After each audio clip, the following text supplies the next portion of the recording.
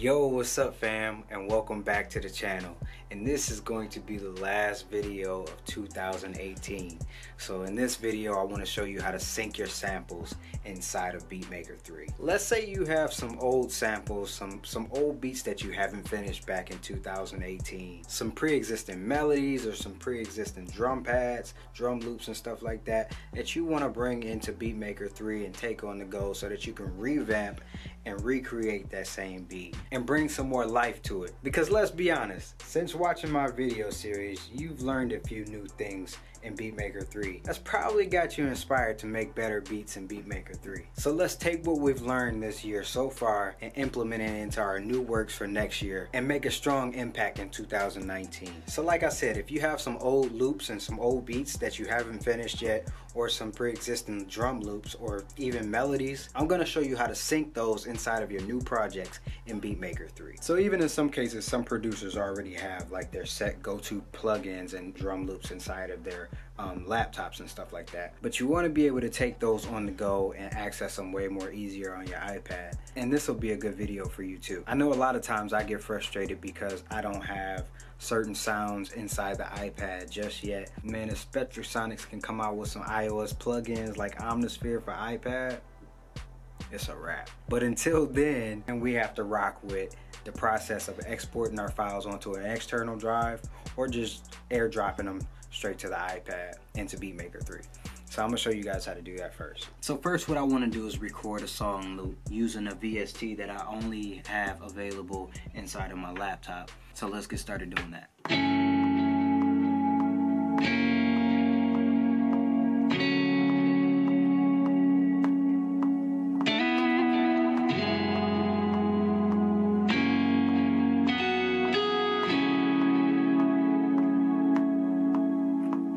Alright, so now that we have that recorded, let's go ahead and export that into a WAV file so that we can airdrop it over to our iPad. So you can see here that we have our MIDI regions, we have our MIDI notes that we played earlier, file, and then go to export.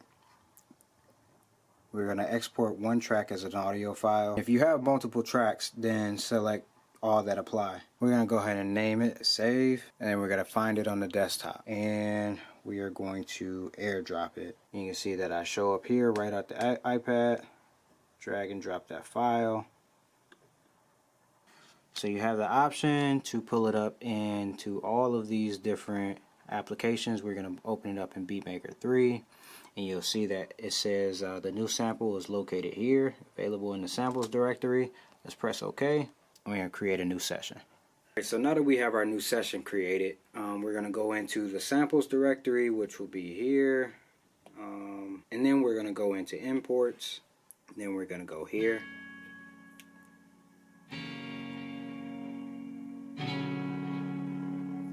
and there's our sample. I think I want to drag and drop it straight to the track, so let's go ahead and create a audio track for that. Let's create a couple audio tracks. Create an audio track for that, and then we're going to drag and drop it straight on to. So you can see here that our project clearly says it's at 120 BPMs, but our original track was recorded at 103 BPMs. So what we're going to do is double tap that audio file, and then we're going to go into the BPMs for that audio file. Now we can hit calculate tempo, or we can, or auto detect tempo. So since we know that it was recorded at 103, we're going to drag it down to 103 BPMs. The next step will be turning on the live stretch, and I usually like to keep it high quality. And so you can see that as soon as I turn on live stretch, it changed into the 8-bar loops that we played it in. We'll go back to our project. You can see here that it's now lined up within 8 bars.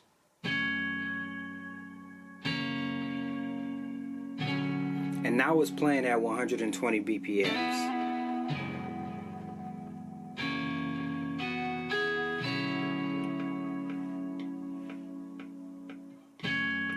So if we change it from 120 BPMs, let's say we want to go to 140 BPMs, it'll stretch that same sample. Since we have it synced inside of here as the we have it synced inside here as the original sample was played at 103 BPMs. Every time we change the master or the global project settings, it'll sync to whatever tempo we set it to. So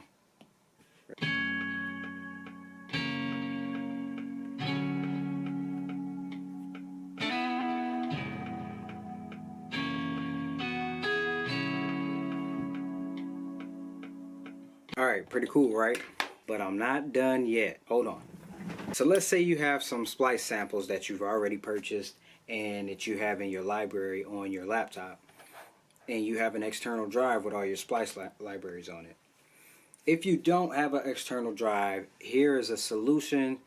This is a power bank by Mophie, but not only is it a power bank, this one in particular holds 32 gigs of storage, and this is about 4,000 milliamps battery, so you can charge your phone or your tablet once with this, at the same time as storing files and, you know, retrieving files back and forth from off this device. So what I have here is actually a bracelet that doubles as a phone charger and data cable. So this is the USB part and this is the lightning port, so it just goes around my wrist and plugs in like that. So what I'll do is plug that in,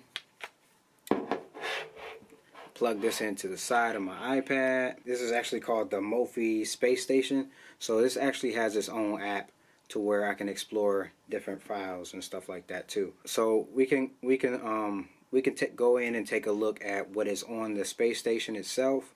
And I have my splice libraries here, and we're actually looking for some drum kits. So let's just go into any one.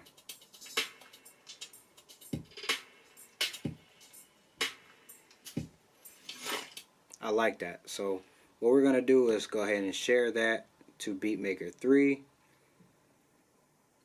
So what I did was hit that share button, copy to BeatMaker 3. BeatMaker 3 will then tell us where we can find that, and that too is inside the samples directory. So we're going to go to our samples directory. We're going to use the same exact steps that we used on our loop that we just played. So you can see here, oops, I'll put it on a different. Anyway, you can see here that it is not synced with our project just yet. So like I said, we're going to do the same thing that we did with this one to this one. So luckily for us, the current BPMs for this particular sample is inside the name. So we know that this is at 125 BPMs. And we're going to turn on live stretch, keep the high quality, boom. And it just stretched itself to our project. So go back to song mode, and that is 4 bars.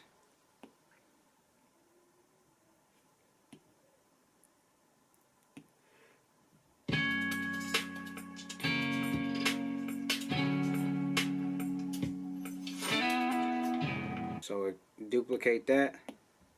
Now we have an 8-bar loop.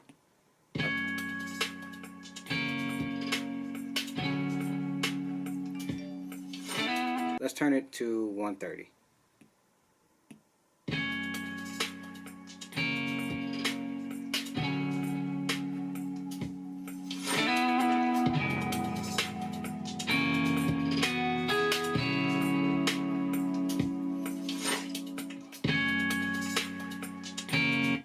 So now we have 2 unrelated loops from 2 different projects, and now we can just go ahead and go crazy and do whatever we want with this newfound loop.